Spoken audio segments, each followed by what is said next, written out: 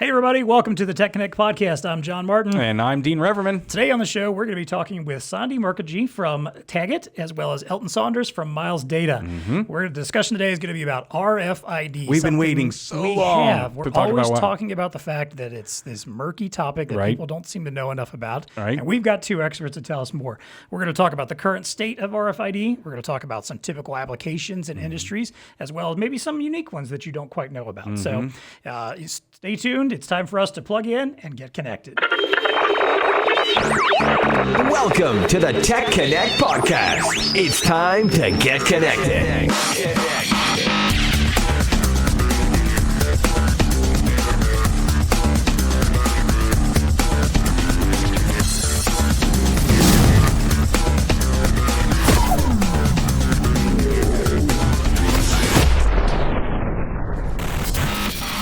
All right, as I mentioned, we've got two fantastic guests on with us today that are experts in RFID.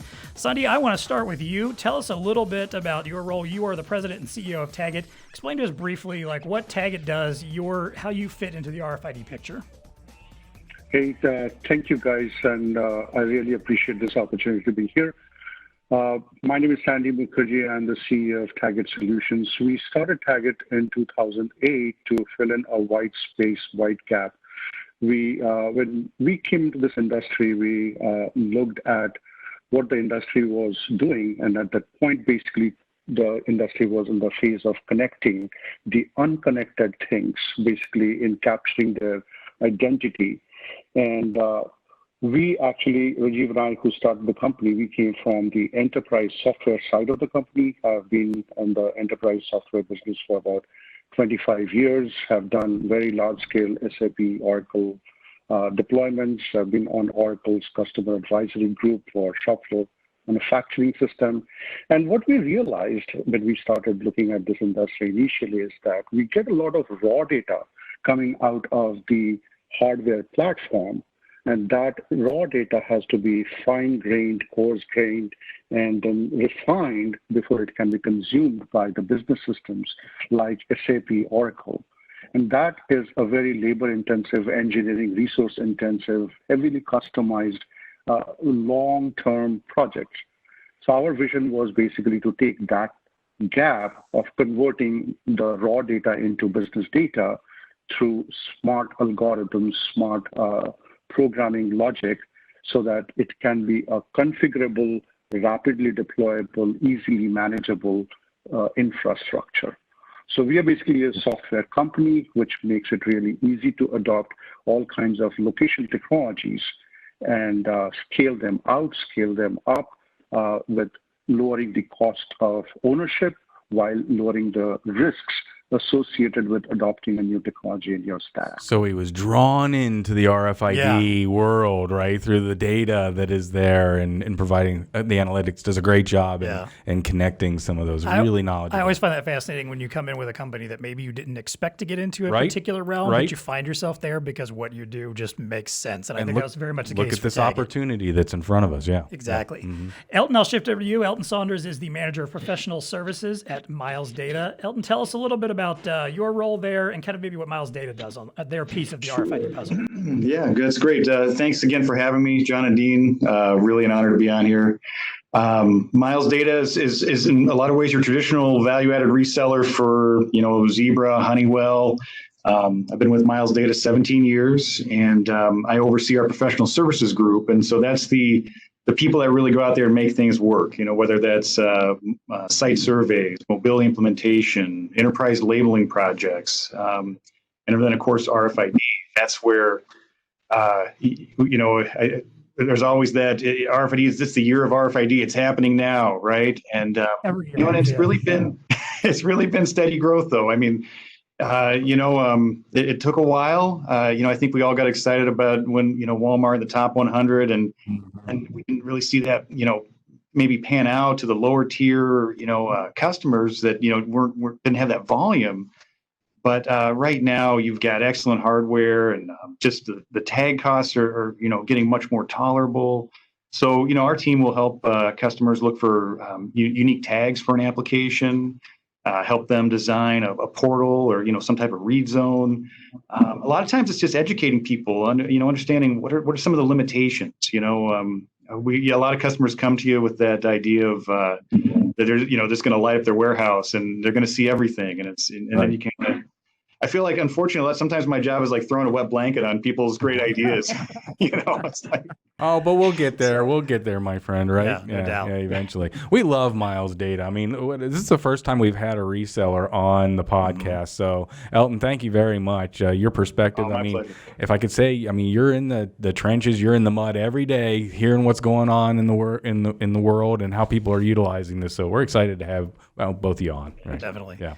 Well, yeah, again, thank you so much for being here. Elton, I will kind of let you kick this off because you mentioned a little bit about, Walmart and maybe some other applications and industries that are already kind of on board. As we mentioned, this is one of those topics that, again, feels like it's always on the cusp of every industry getting on board, but yet nobody seems to want to really get on board, but a few have.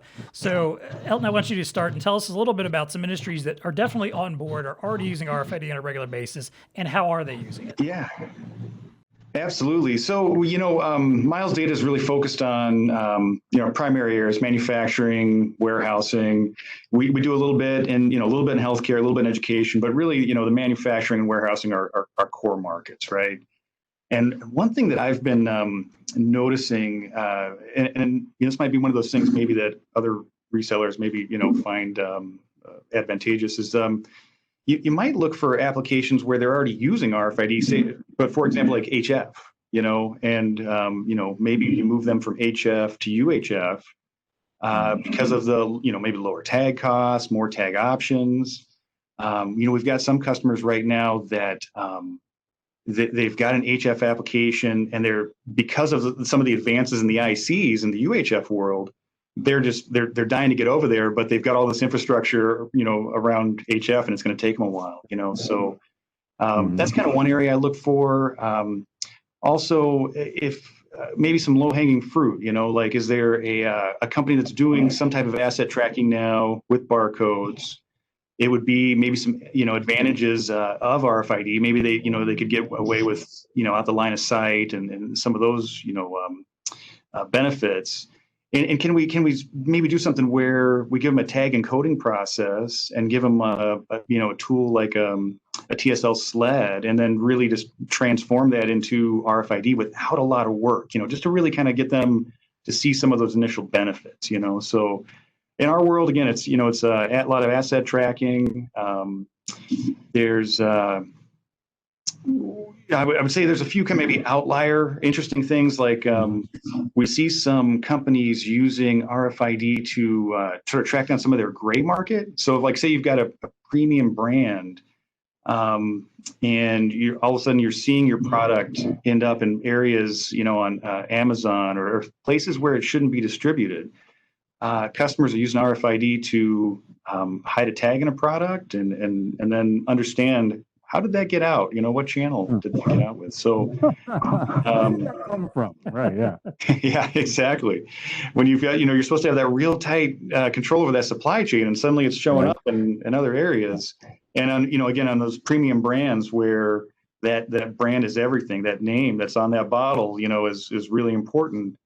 That can be an area to focus on. So I don't know, we kind of see things all over the place. And then there's, of course, just traditional, putting RFID tags on, cartons and running through a portal. I mean, it's, kind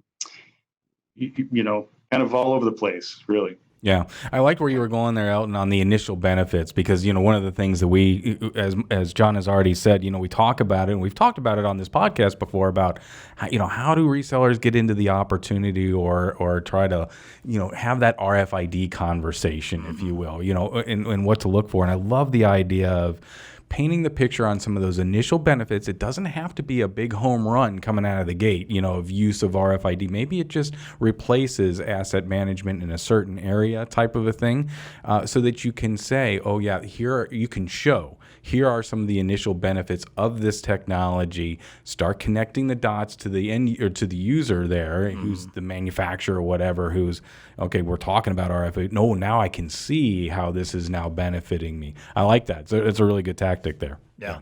Sandee, I want to ask you a question from the software side of things. Elton's talked a lot about, where we're putting these tags, some of the use cases of them out there, but I want you to kind of maybe fill us in a little bit on what happens on the back end. What kind of insights are customers getting from having these tags? Elton briefly mentioned the one of, product floating in places it shouldn't be, and that gives you some valuable insight on like where it's at, where it shouldn't be, and maybe how it got there.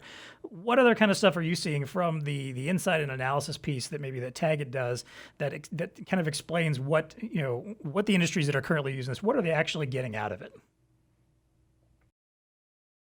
So there are two different things that we are encountering here. One is an automatic data capture process, basically what people used to do a beep barcode, which needed a line of sight. So each of the tags you have to read it within like 6 inches or 1 foot of the tag. You have to basically be able to see that. And that used to be a labor-intensive data collection process. So on one hand, we are seeing RFID basically you are able to do a rapid data collection because you don't need a line of sight. You can read 60 tags per second, 60, 70 tags per second. So you can really improve your data capture side. But once you have done the data capture, data can be noise and data can be information. And that's the part is where the software comes in, is to extract business relevant information from that data that you're capturing. Let me explain this through an example. So you have basically decided that you want to do an IT asset tracking project, and you have put RFID tags on all your laptops. And you have also put RFID readers on the doors. Now, at this point, what you are expecting is that every time a laptop is walking out of the door, the reader is going to capture the tag ID and it will record that we saw this tag at this door. But that is not relevant information. That laptop actually belongs to Dean, and Dean is walking out of that door. So nothing needs to happen there.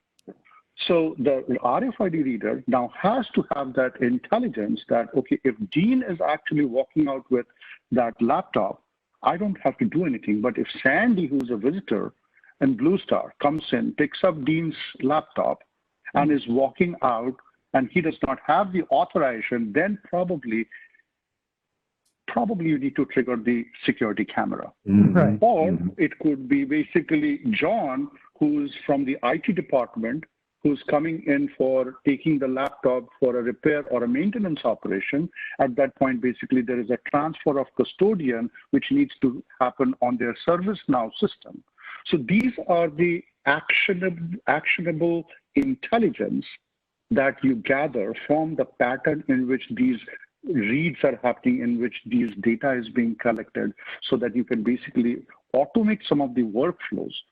And that's the part where we see the software is evolving nowadays. We saw the initial stage of which I call it the RFID phase 1, where the focus was all about the data capture. Now we are getting into data processing, understanding the logic, correlating the data, and extracting business relevant information. Yeah, That's I like that a lot because that's, that gets into the whole intelligence of a company and how they use the data. I mean, at the end of the road, we're capturing data. We have data. That's kind of phase 2 in a lot of ways. Now, what is the meaning behind the data? How can we utilize this to make better business decisions, better business, applications, if you will? And Sandee, I really like where you were on the beginning side there when you talked about rapid data collection as being a good use case for RFID. I'm thinking to myself, and we've had several applications like a supply closet. If I was a reseller that was in ADC and I came across a supply closet, whether it's in healthcare, whether it's a fire station, and they have to document what's in the supply closet every single day. Well, there's a great way to do it is to get an RFID or sled on a mobile device with, and you tag things in the supply room. You can literally get this done in seconds. I don't know, Elton, maybe I'm preaching to the choir here. What may have taken that individual, half an hour to count all the things in it, right? We're doing rapid deployment or rapid data collection. I'm sorry. You're absolutely right. And I think that is one of the things that we have started educating the customers. And I think in the industry, there is a cognitive consciousness which has evolved that when you are comparing RFID with barcode, you cannot just say that, oh, barcode is just a penny and RFID 10 cents, because you have to start adding the cost of labor behind the scanning of barcode. And when you add that with the inaccuracies of barcode can be scrubbed, barcodes can be scratched, and the read errors which are there associated. So when you take that whole thing into picture, now the customers are seeing that, oh my God, RFID is a bliss. We have seen some very large telecom companies who have 10 million items in circulation, and it is impossible for them to do an item level inventory using barcode at all. It just is so expensive. But with RFID, it now becomes possible. They are able to do a daily inventory of 10 million items across 500 different warehouses and 7,000 different service vehicles in which all these equipments are there. So these are the things which would not have been possible without RFID. Yeah. So I kind of want to talk about maybe some specific applications where we should be seeing more usage, maybe we're not, and it's starting to happen, but people aren't quite sure how and where and why, and that's retail and healthcare. We've done a couple podcasts on both of those topics already, and I think at some point in each of them, we've touched on RFID and how it can apply, but I want to talk to the experts about this, obviously. Elton, I kind of want to start with you. What kind of applications are you seeing in either retail or healthcare that is starting to make a difference and an impact, and maybe something that people aren't thinking about or should be thinking about, and where the growth is beginning to happen? Yeah, well, that's a great question. So we don't do a lot in retail. We have some retail customers, but I mean, I think regardless, if you just think about that push towards omni-channel and the importance of having that inventory being accurate, you need, just like Sandee just said, in order to do that, it's going to take a tool like RFID to do the inventories fast enough. So that was. Again, Sandee just touched on that, but it's so true. It's just that it's that labor savings, and if you need that information, that's a way to do it and make it possible, in a retail location. So, and we do have some customers that are looking to leverage that right now, again, just because of the speed. But healthcare is interesting. We work with some healthcare manufacturers, and they've been putting tags in some of their products for a long time, and are just now starting to actually see the benefits of putting them in there. If you think about rolling out RFID tags to a bunch of fixed assets in an environment, that process in itself could take years, to get that turnover to where everything in there has an RFID tag in it. Just kind of one of those things that maybe people don't always think about when they think about, I'm just going to throw RFID tags on all my stuff, right? So you got to get everything tagged, and it's got to be in the environment to be read. So that's one thing that's just I've noticed recently, that there's that whole process of getting things born on into a system, and man, Sandee just said so many good things there. So I just want to pick back up too, and just that amount of data that it's incredible that people just don't consider. You scan a barcode and you get that number, that unique ID that you're reading. You might get the symbology. But when you read an RFID tag, again, you're reading it multiple times, different memory locations, the signal strength. There's all this massive amount of data set that you've got to process, and it takes software, like Sandee and Tagit, have to really make sense of all that. So, and if you're leveraging more of that data, that's where I think you're going to really see those benefits over just scanning a barcode, right? So. Yeah, and as we move, as the society moves towards a smarter supply chain, I think that one of the things that this pandemic that we're currently living in is some of the fractures in the supply chain. And there's a need for information that RFID can give it to you in a lot of different ways that maybe people weren't thinking about. And we've heard this a million times on this podcast too. Well, it was on the board. We were going to consider it in a couple of years, but now everything's, technologies like that are getting crunched, meaning it's got to happen now. Because if we're going to have this supply chain that really needs to be operational within 3 days, or we need to have that just-in-time inventory. Well, you have to have very accurate reads on what is where, when. A type of a thing. And in RFID, I think to Elton's point, it can give you another more dimensions than just a barcode can, and that's a differentiator right there. Yeah, definitely. Yeah, I have to think that what occurred to me during the pandemic, and we've talked a lot about some of the supply chain failures, and it's one thing to not have enough toilet paper or green beans or something reaching people. But it's been something else when we started getting into the critical supplies, like for healthcare, the PPE, some of the critical equipment, those ventilators, all the problems that we had around making sure that various hospitals had what they needed. And that's the kind of thing where I immediately thought, like, man, with a really good tracking protocol, with a really good RFID setup, that shouldn't be as much of a problem. I mean, granted, there's a lot of other issues that went into the problems that we had there, but I have to think that there was a lot of that could have been solved with if you had a broad RFID adoption across the platform in a lot of those situations too. Yeah. Oh, absolutely, no doubt about it. So I kind of want to ask you guys maybe a little bit to dive into a little bit more about some unique uses, applications. What's going on out there that you're just starting to hear about that maybe isn't widespread yet? Maybe an interesting use case that you've come across, or somebody's reached out to you and said, "Hey, can we do this with RFID?" Where you weren't really expecting, or were kind of surprised by it. Sandee, I'll let you start. Where have you heard about something unique and interesting lately? So whenever I think of RFID, I kind of think of the invention of wheel. If we did not have the wheel, we would not have the ability to move, or the cars would not be there.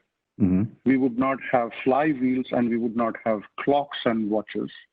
If we did not have wheels, we would not have generators, hydraulic generators, or the fans, and then we would not have electricity. So I believe that RFID is just piece. It's a technology which actually enables multiple things. The ability to capture the identity of a specific item wirelessly from a distance at a very fast speed. It basically promulgates a multitude of applications. Let's continue. You talked about retail and healthcare. From the retail side, we are looking at today, what is retail store? Retail store is a physical room in which you stock items, and then there are people who basically go and find out what item, how many do you have. In future, with RFID's capabilities, that room is not just a room. The room becomes a smart room, which basically tells you what needs to come in, what needs to go out, where are things, where should you point and guide your customers. The people who are coming in, the room knows that, okay, this is Dean just walked in and he's looking for size 38 pair of jeans. Whether this is Sandee who's coming in, he is looking for a laptop bag. And that intelligence now is transferred onto the room. And then we see suddenly, if we have smart warehouses, smart manufacturing, where the facilities actually have the ability to take they have the intelligence to make the decisions. You're basically opening up a whole new generation of applications, and you're basically ushering in a new level of productivity, throughput, improvement into that. The use cases that we are seeing beyond retail are in the supply chain. Like today, we have a lot of customers who do warehouse inventory. There are a lot of customers who do shipment validation. Now, these are all small little pieces. When you tie them together, RFID has the capability of coming to the industry and saying that, hey, you know what? We will give you zero error shipment tracking. This is something that we have just launched with a semiconductor customer. And the problem statements are that today manufacturing and logistics is extremely complicated. There is not one single that is manufacturing everything. There's a product has multiple parts which are manufactured globally by various different companies, and that data is actually residing on their network. Basically making sure that all that data along with the material reach the right place at the right time, in the right quantity, and the people are there to get that thing done effectively, it takes a lot of coordination. And all of that can be streamlined if every supplier can guarantee that they are not making a wrong shipment. So if you take the entire logistics supply chain, the wrong shipment is one thing that has got several impacts in downstream as well as upstream processes. So RFID has the capability of guaranteeing that there will be no wrong shipment. Today, if you look at logistics warehouses, you receive item and you will probably ship them out, going through all the picking, packing, cross-docking, and before you can ship them out. The typical process is roughly about a week's time. We are living in an Amazon universe. Customers want it now. Customers want to know, when did Zebra ship you the hardware? When did it come to BlueStar? And if it reached BlueStar on Monday, why can't I get my hardware? Why can't BlueStar ship that on Monday afternoon? That's the level of expectations that the customers have. And for us to basically cater to that kind of customer need, we have to know exactly, we have to capture the identity at a very rapid scale, and with accuracy. We have to capture that, and then we should be able to immediately process that information. We cannot have human beings translating that information, processing that information. The warehouse itself, the dock doors themselves, the forklift themselves will have to become smarter so that they can. So those are the applications which we are seeing. On the healthcare side, I think we will probably, because of the pandemic, we will see a rise in terms of equipment tracking, making sure that the equipment are being sterilized and calibrated and certified effectively. We will probably see a lot of improvement in specimen tracking. We will see a lot of specimen tracking applications being deployed, because I think what has happened is these facilities now have suddenly felt that there is a restriction to the number of people that we need to push into these facilities. Yeah. So there has to be some level of automation that has to be brought in. So we've seen a lot of these new sensitivity around protecting the intellectual property, making sure that, I think Elton mentioned earlier, that we are seeing a lot of asset tracking. Definitely asset tracking is going to there. We will see a lot of inventory management, finished good tracking, returnable bin tracking. We've seen all of these use cases which are actually dependent on somebody, a human being, to go and scan each of those to make sure that the right thing is at the right place in the right quantity. We're seeing that automation is starting to happen. Yeah. Elton, what about you? Any other interesting, unique cases or applications that you're coming across that you didn't expect? Well, I get really excited about like convergence of technologies. And so when I see something like, taking UHF RFID and maybe marrying that with like BLE and using BLE for locationing, I think that's really exciting. And I know, there's people doing it. You could look at, Zebra's Savannah locationing engine, things like that. But to me, that's where things are just going to start and really create that smart warehouse, that you've got your mobile device, and it's got, BLE capability. So if you've got a client on there that's monitoring, what's it close to, and while you're scanning those RFID tags, that's, to me, that stuff like that is just really exciting. And I think we're just kind of on the forefront of that right now. So yeah, that's kind of what really gets me excited, is just those, that convergence. Yeah, and I have to agree with you. I mean, when you think about it, and we've touched on a couple of the phrases here, an automated workflow, I think the efficiencies of supply chain, if say what you want about supply chain, but ultimately it's a constant drive towards efficiencies. And I think that, RFID is going to have a place, blended technologies. I really like where you're going there, Elton. Yes, we can see how that's going to have an effect.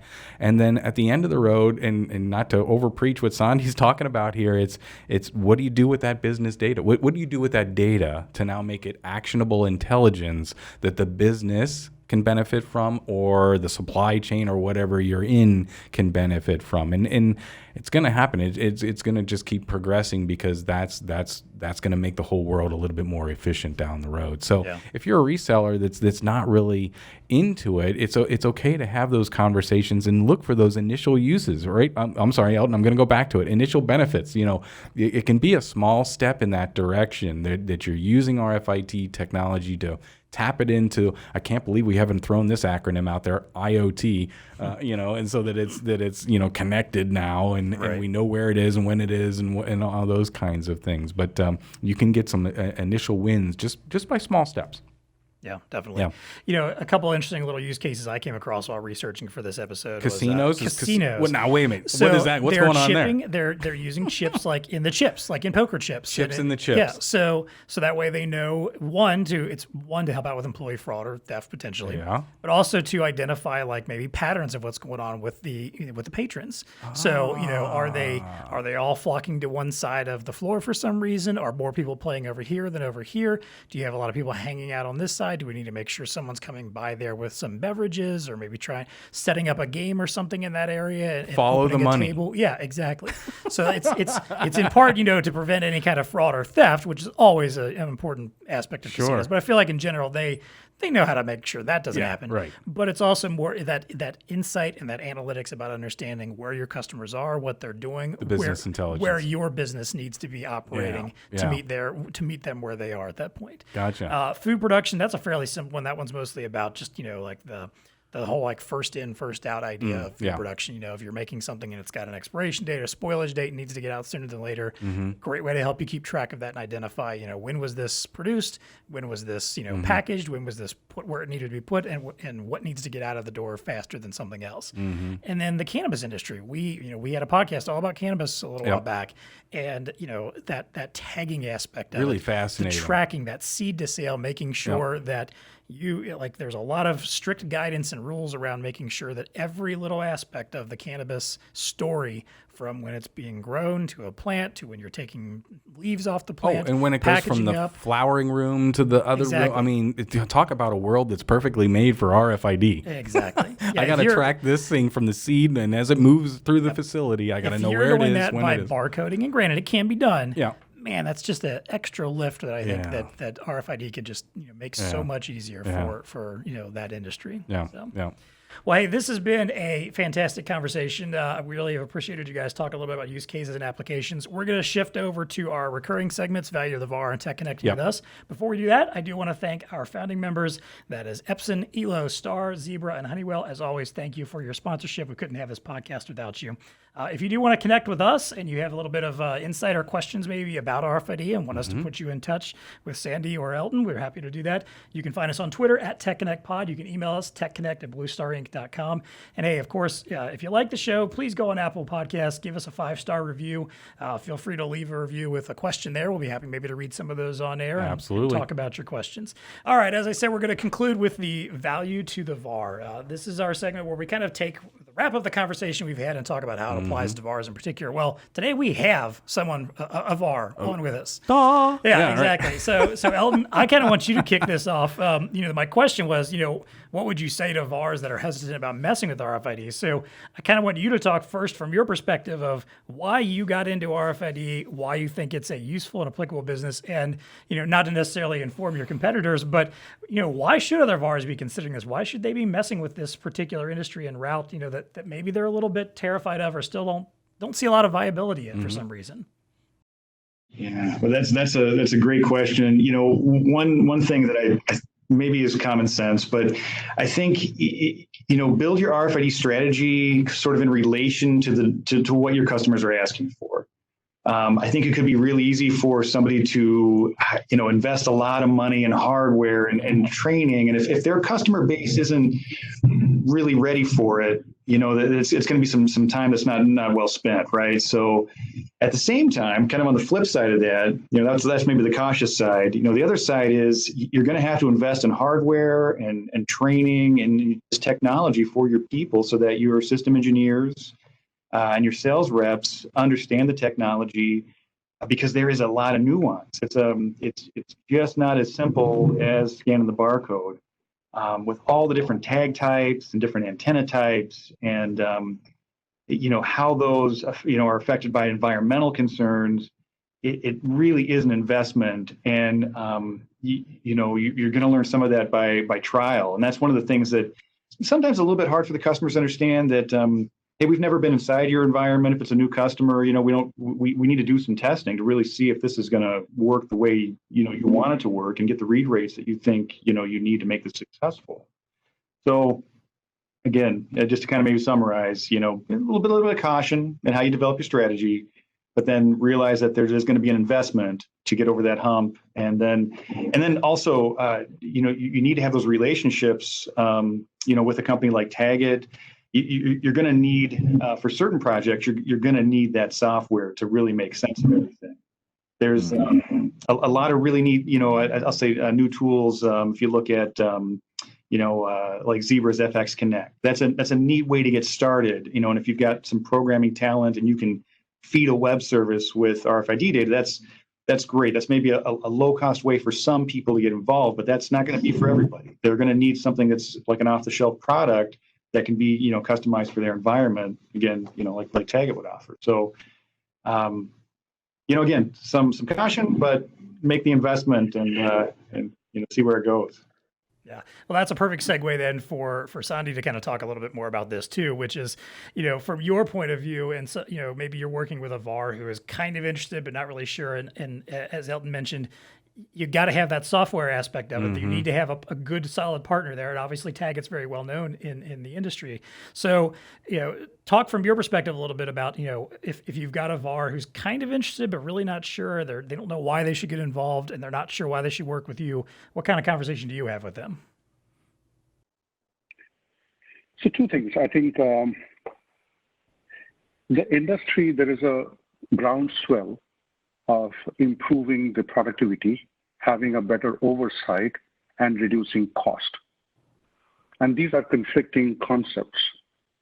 I mean, improving productivity, having better oversight, and reduce cost, if you have to do all of them together, you have to bring in a new set of technology, tools, systems, processes they have to build in. So if the reseller partners do not want to be left out of the game, they better join in now. I'll give you an example for the IT industry. When virtualization came as a concept through VMware, there were a lot of resellers who said that, I'm happy selling my IBM PCs, Dell PCs, and HP PCs, compact PCs. I don't care about virtualization. It is going to reduce my number of server sales. Today, and we are in a cloud environment, everything is all virtualized. So the early adopters, the resellers who had that intelligence and the foresight and the vision, and also the commitment. It's not just enough to have a vision, but you have to make commitments.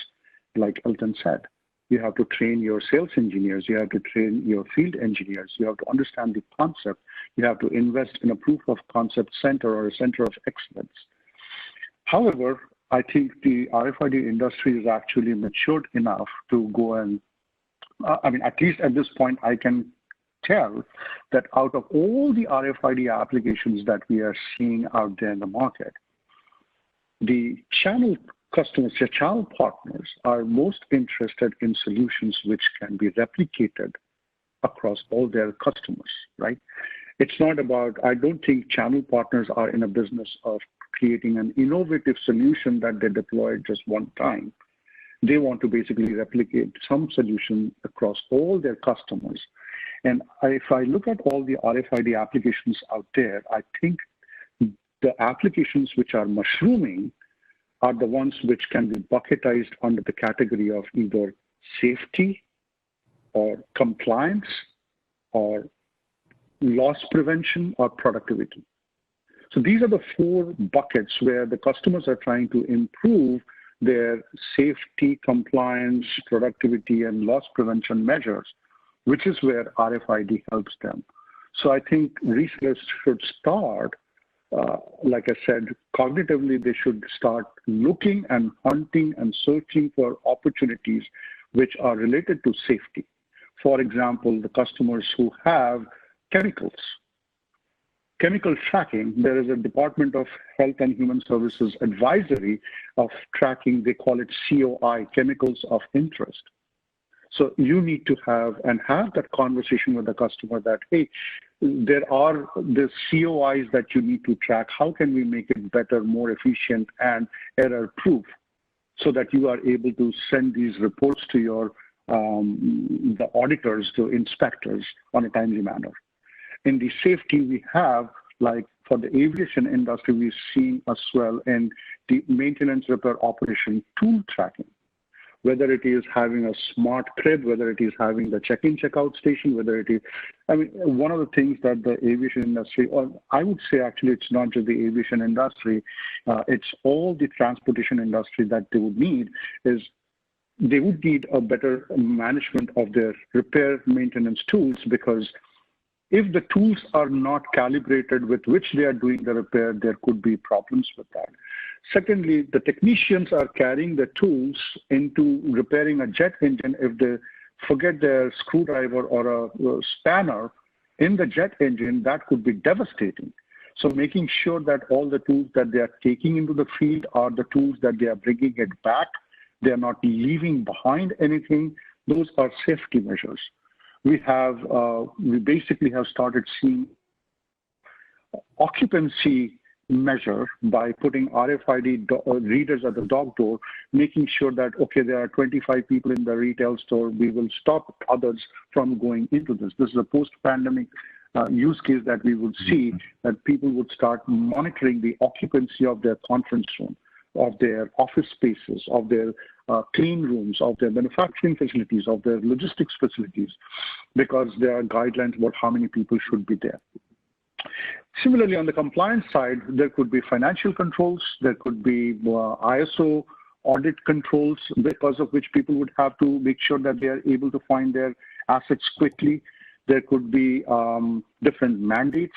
There could be government mandates. For example, like in California, we have a mandate called Williams Law, which basically makes mandates that every student in every school should get a textbook.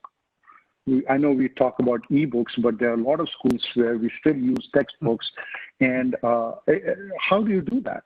So these are the use cases, I think, that the resellers would have to start hunting for. They would have to keep their eyes and ears open when they go into and have that conversation with the customers. They would have to start asking this question, hey, what are your safety improvement projects? What are the projects that you're undertaking that could reduce your cost of complying with mandates? How are you complying with mandates? How can you improve your compliance measure? What are your productivity improvement? How are you preventing loss? How are you improving your loss prevention? So these are the discussions once the resellers start having. There's a whole lot of opportunities that would start rising up. That nailed it on the head, if you ask me. if you're a reseller looking for it, thanks for the 4 buckets, Sandee. I'm gonna borrow that if you don't mind in my conversations. But in all seriousness, I mean, who of us thinks that connected items are going away? No. It's only going to continue on, right? And and look at all these use cases that Sandee and Elton have generated here. Just the tip of the iceberg when you think about where we're going to be in 2, 3, 5, 10, 15 years. Connected devices aren't going away. The need for that is going to be RFID fits a need there, I think. And I love Elton's advice. Be cautious. Dip your toe, but at the end of the road, dip your toe. It's okay to get in, find the right opportunity. You're right, Sandee. Most VARs are looking for something they can replicate, and that's cool. It's cool to do that. I totally get it. When I was a reseller, that's what I was looking for. Build it once, sell it 10 times, kind of a thing. But those opportunities are there. Just have some caution, but dip your toe in, because the connected world's not going away. Yeah, Sandee did hit the nail on the head with what I was going to suggest here too. Is that when you mentioned the whole idea of desktop computers, that maybe that was your whole gig, and you just thought, I don't need to worry about anything anything else. This is going to last forever. And then you're on the outside looking in eventually. I can understand the hesitance to be the first one in on RFID, but you sure as hell don't want to be the last one in. Right. Because if you are, you're probably way behind everyone else, and your company's heading towards obsolescence. Absolutely. Or you're just never going to have any part whatsoever in that particular piece of the puzzle. So get in now while it's growing and while you've got fantastic partners that you can work with and people that you can rely on and resources that are out there. 100%. Yep. So, all right. Well, we want to shift to our final recurring segment. This is the fun part of the show. What's Tech Connecting with You? Right. This is where we get to talk a little bit about maybe some cool piece of technology. Well, we've talked about everything. We've talked about quantum computing. We've talked about, Yeah, so this can be whatever, it doesn't have to have anything to do with RFID. It could be just something cool that you are reading about, that you're playing with, a gadget, a app, whatever it is that's interesting or exciting you. Sandee, I'll let you start this one. What's Tech Connecting with you right now? So I've actually been watching about the convergence of different technologies that is coming together, which is basically RFID, which gives the identity, with blockchain, which secures the entire connectivity and the data across cloud computing, which has become very pervasive. We still have a lot of manufacturers who do not have any connectivity from their manufacturing floor, but I think they are slowly opening up.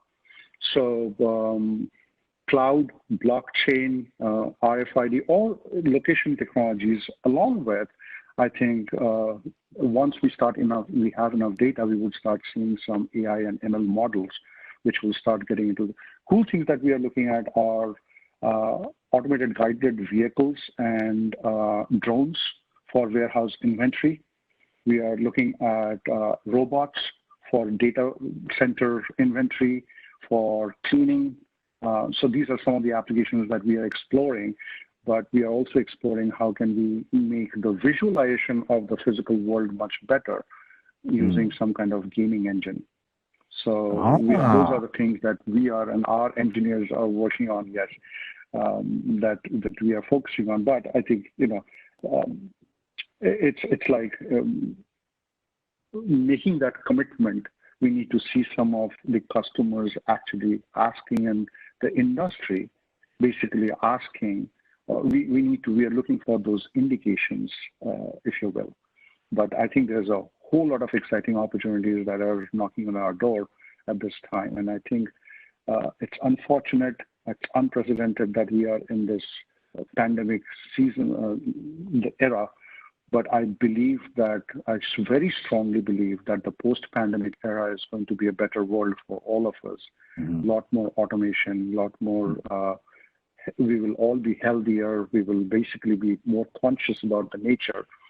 So it probably is a reset button that we all required, and we will have a better world tomorrow. Could be. I mean, and you hit on a lot of things that we get geeky around here. I mean, we talk drones and robotics, and we like that, and the blending of technologies. Really insightful there, Sandee. Yeah. That's awesome. Elton, what about you? What's Tech Connecting with you right now? Yeah, well, I think it's really interesting that we're all talking about convergence, right? I mean, that is where it's at, and where, as Sandee just mentioned, it's really neat to see, like Zebra investing in robotics and things like that, because again, I kind of mentioned like BLE and UHF RFID, kind of bringing those together. But it can be so much more than that when you start looking at some of the automation, say through robotics, right? So, anyway, that's to me when you start this mixing and matching, and then one of the big pushes here at Miles Data recently has kind of been, let's start getting RFID data up in the cloud, and just let's start collecting a lot of data, and starting to try to make sense of that for our customers and helping them through that process. So. I just really like how when everything starts everything's talking together. That I think that's really what IoT is supposed to be. It's supposed to be interdependence. But and then I think it's interesting. This is maybe kind of going back a little bit as far as like the news cycle goes. But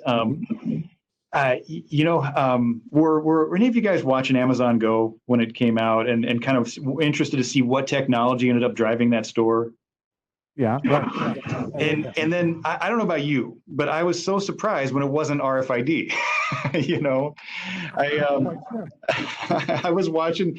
I mean, I was kind of just I guess it's just because we're geeks in this industry, but I was so excited to see how when they unveiled that that story. This is probably two years ago now. And then it ended up being a lot of like, camera, based, image based, data collection with, AI and machine learning on the back end that was driving it. So it's fun to be surprised at times. Like, you think you've got that, you've got that, I don't want to say magic bullet, but you've got this technology, and then just to be completely blindsided by something out of left field. So I think that happens all the time to all of us. But it feels like they built this over-engineered thing, the Go store, to when it could have very simple technology could have helped out along the way. I mean, I don't know, but that's Amazon, I guess, right? Yeah, well, I guess I would throw this out there for those types of retail situations. Maybe it for say it wasn't a fit, right? If you can, easily, again, some of the, maybe the downsides of RFID that you got to be aware of, if you have that tag between your hands, it may not get read, and so anyway, I love some of those intricacies and, just to see how technology ends up getting rolled out. It's really a neat thing. Well, my TEConnect, what's TEConnecting for me is maybe the ultimate convergence of technology. So, you know who Elon Musk is, right? That guy has got, So for better and for worse, we know who he is. Yeah. Right. Have you heard of Neuralink? No. Okay, so Neuralink is a mysterious startup that Elon Musk has out there, and it's basically obviously something that would be connected to your brain. And they've got 3 stated goals: fix brain injuries and complex neurological disorders. Number 1, creating a brain-machine interface. Number 2, merging humans with artificial intelligence. So, right, this is Elon Musk. So we got to get, whatever. He can go there pretty quickly. But it's really fascinating that, obviously they're creating their own terms. The Neuralink brain-machine interface, or the BMI, not body mass index. Now you're talking about brain-machine interface, will involve moving parts of the skull to fit in the neural lace, a digital layer above the cortex. So he's actually thinking about embedding something, but it goes on, and where he sees this happening, and this is one of those moments like, oh, maybe he is onto something here. Human AI symbiosis. So, right, so you have the human, and then who is augmented by computer and AI, and basically his point is this: cyborgs. Yes, bingo. That's the exact word. His opinion, I guess, would be this: AI is going to get to a point where it can outthink a human. And if that's the case, if you believe that to be a truism, then you better start attaching some AI on a human, so that the cyborg human can keep up with the AI. Right. And I'm sitting there, okay, that makes a lot of sense to me. I don't know that I like where that's heading, but I get where he's going. How much you want to bet that the military is the first one to roll that out? I don't know. I mean, I guess that's one thing I will give credit to Elon Musk for. Like, he typically tries to aim for how can I make this viable for the consumer and the average person. He does. Whenever possible. Yeah. But man, there's some applications for that could get scary in a hurry. But but you can say the same thing about any kind of new technology, though. Yeah. I mean, guys, you're talking about man versus machine comparison. I think you're talking about AI. That's great. There is, I don't know if you guys have caught up with this new CRISPR tool, which is a genetic modification, the CRISPR tool. There's a huge debate going out from the. It would be very interesting to see which one actually man with the CRISPR tool. Oh my Lord, Sandee! Oh my gosh! Now you're scaring me even more. Super soldiers, genetically engineered super cyborg soldiers. Oh my gosh! We're literally just gonna invent a cyborg Captain America. That's what's gonna happen. Well, that means I'm like an ant right now. I mean, right? Yeah. Our cyborg overlords will be laughing at this podcast someday, right. And unfortunately, that Sunday could be like 100 years from now, not like, way off in the future. Oh my gosh. So that's what's TEConnecting with me. You got anything, John, or have we just blown this wide open? I'm not going to get into anything quite so heady or, world ending potentially, but which we go down those roads sometimes. Yeah. I was racking my brain, and for some reason what occurred to me is my son lately has been getting into superheroes. Okay. He's almost 3. So, we have Disney Plus, of course. We've talked about that before. And there's all kinds of the old classic superhero cartoons. There's Spider-Man and His Amazing Friends, the old X-Men cartoon, just The good stuff. yeah. Yes and Okay. no. Oh, okay. Because That's where you're going. It's Got one of it. those things where you watch them now and I'm just like, man, I love this stuff when I was a kid, but it's so cringy now. It's so badly drawn. And just, the animation's awful. The music cues are so redundant. Plots and were terrible. so deep, though. The plot. Man. It's just such bad stuff. So it inspired me to say, you know what? I want him to watch something that's higher quality. And it's one of those ones where I thought, like, maybe he's not old enough for this, but at the same time, like, no, because those are just awful in their own way and and weird and bad. I want him to watch something more fun. So I showed him Spider-Man Into the Spider-Verse because Spider-Man's one of the characters he's really getting into. Yep. This is a movie that came out, I think, about 2 years or so ago now. And it is one of the most amazing and complex and well-constructed animated films I have ever seen. And kind of the point I wanted to make is the technology that's changed in animation over the years. I'm always fascinated by that because, you talked about a movie making in one of our previous episodes about the change from practical to special effects and the over-reliance on special effects when practical can still feel and look real and be much better. In animation, like it's one of those things where, you see so many efforts to try new stuff and to move in new directions. And Pixar obviously has changed the world there. Well, this is Sony Animation and working with some of the guys who did like the Lego movie and, have put their effort into a lot of interesting animated stuff over time. So they build a Spider-Man movie that's all around a different universe where the Spider-Man we know and love is not quite the Spider-Man that we know there. A young biracial Spider-Man named Miles Morales takes over the mantle and becomes Spider-Man, has to learn the ropes and meets a bunch of other spider people from other dimensions. But the animation is so amazing. They use a combination of CGI and your standard special effects type stuff. They use a lot of old school cell shading. There's a lot of like the backgrounds and the animation style is designed to look a lot like comic books. They clearly love comic books and what that meant to people that are into this stuff now. So sometimes you can see like still the little dots, like you would have the old 4-color dot profiles in the old school comic books. Word bubbles, text bubbles, kind of stuff pop up. It's one of those movies that he's watched now probably 7-8 times, if not more. I'll be darned. And I have no problem watching it with him every time, and I always find cool new stuff in it. That's cool. That I didn't notice before. So if you haven't watched it, if and you've this got is on kids, Netflix? it's on Disney. Netflix right now. Netflix, actually, okay. Right. Yeah, it's some weird thing with Marvel ownership and Spider-Man. Right. It's not on Disney at this point. Yeah. But I highly recommend it, Spider-Man Into the Spider-Verse. Spider-Man Into the Spider-Verse. Got it. So that does it for us. I want to thank our guests today, Sandee Mukherjee and Elton Saunders. Thank you so much for joining us. We appreciate all your Thank you insight. both, gentlemen. You definitely made this easier for us, not being experts to talk about this topic. But it is time for us to unplug. So until next time, for Dean, I'm John. TEConnecting. Interested in selling RFID solutions but aren't sure where to start?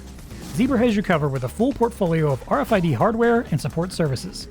With growing applications in T&L, manufacturing, healthcare, retail, and more, RFID improves supply chains, streamlines inventory management, and improves online order fulfillment.